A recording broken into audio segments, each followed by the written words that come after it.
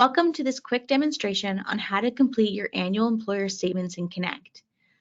Over the next few minutes, I will walk you through how to complete your payroll statement and your occupational health and safety or OHS statement. We will also discuss common errors that people see as we go. If you need a quick refresher on how to access Connect, please see the Connect How to Create a User Account on Connect video on our YouTube channel. Once you're logged in, navigate to the column on the left-hand side of the page. Click the drop-down arrow next to the Annual Employer Statements, and then select Completed Statements. This will bring you to the Annual Employer Statement Submit page. Instructions can be found by clicking the Help button in the top right-hand corner. To avoid errors, it is important that you start at the top of the list and work your way down, meaning that you should complete your OHS statement before completing the payroll statement. Select the Click Here to Start button to access the statement. You should now be on the OHS statement page. Here you'll see a table of listing all of your worksites. Before you start, confirm that the worksites listed are correct. A common error on this page is creating a duplicate worksite. The Workplace NL Workplace ID or site number is an arbitrary number assigned to Workplace NL, and it does not necessarily reflect the numbers of the worksites. For example, you may have 3 worksites and the Workplace NL ID or site numbers may be listed as 5, 7, and 9. Click the Edit button next to the first worksite to complete the statement. If a worksite is missing or if you have a new worksite, you can choose the Add OHS Worksite button to complete the statement. The OHS statement is made up of 5 questions. The first is, did this location operate in the reporting year? Is the worksite address correct? Is the mailing address correct?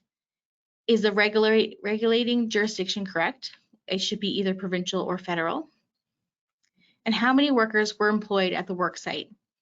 So when selecting how many workers were employed at this worksite, you should indicate how many workers were there at peak numbers.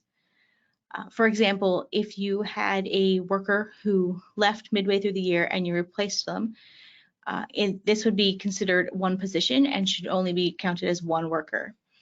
If you had hired a number of additional workers for a few months and then they left, you would have to include the entire group at peak numbers. Once completed, click Save. From here, you can click the Next button, which will bring you to the next worksite, or you can choose Close, which will return to the OHS statement page.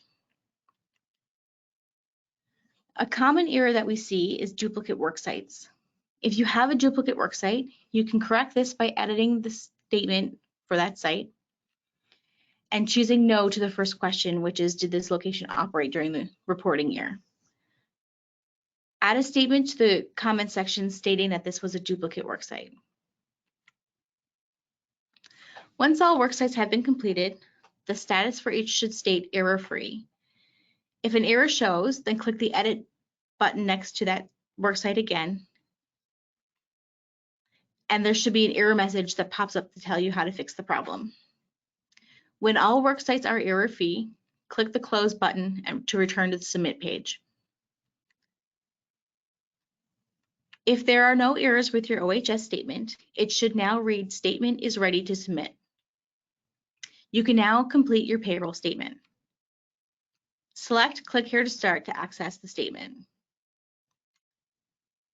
The payroll statement has 5 sections, starting with employer information.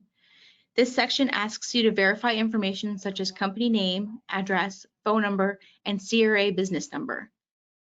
If at any time you are unsure of what a question is asking you, just click the little I button and a pop-up will provide a description. Once this section is complete, click Save Draft and then Next to move on to the next section. This next section is for workplaces and contractors. Here you will indicate how many worksites were in operation. This number must match the number of worksites that you indicated were operational in the OHS statement. You will also indicate the total number of workers that you employed during the year. So this would be the number of T4s that you issued for that year. You will also be asked if you hired any contractors during the reporting year and if you will hire any during the upcoming year. After answering these questions, click Save Draft and then Next to move on to the next section. This page is where you'll indicate your payroll information and deductions. Once completed, click Save Draft and then Next. Now you'll input your payroll estimate for the current year. Once completed, click Save Draft and then Next. This next page is where you enter your prime information. These questions, along with having your OHS committee minutes on file, are what determine if you receive the prime refund or not. First, choose your employer size from the drop-down list. If you're unsure of what your employer size is, click the little calculator and a pop-up will indicate how to determine the category. After choosing your size, the applicable questions will populate. Small employers will be asked the first 3 questions, medium will see 4, and large will have to complete all 5 questions. The questions are, during the reporting year, did you have the following? Policy statements in occupational health and safety and return to work, an injury reporting system, trained health and safety committee and/or representatives or designates, the foundation of an occupational health and safety program, and the foundation of a return to work program. Once completed, click the Save Draft button and then Next to continue on to the next section. This will bring you to the Check for Errors page. If you have any errors, it will indicate on this page. If it indicates that it is error-free, then you can click Save Draft and Return to Submit page. All statements should now be completed. Here will indicate if your statements are ready to submit or if they're not. If there's any errors, it would be in yellow or red, indicating that you need to correct something. If all statements are reading as error-free, you can now submit your statements. You will be asked to confirm that you're submitting your statements. Once submitted, they cannot be changed. If you do find out after the fact that you need to change something or that something was an error, you can contact us at Workplace NL and we can assist you in updating your statements. Finally, there's an option to save or print your statements. As well, they will be available in your Connect account. As a reminder, there are detailed resources available for you that can be found under the Help column before you log into Connect. You can find these resources under Useful Tools. Thank you for watching this demonstration on how to complete your annual employer statements on Workplace NL Connect.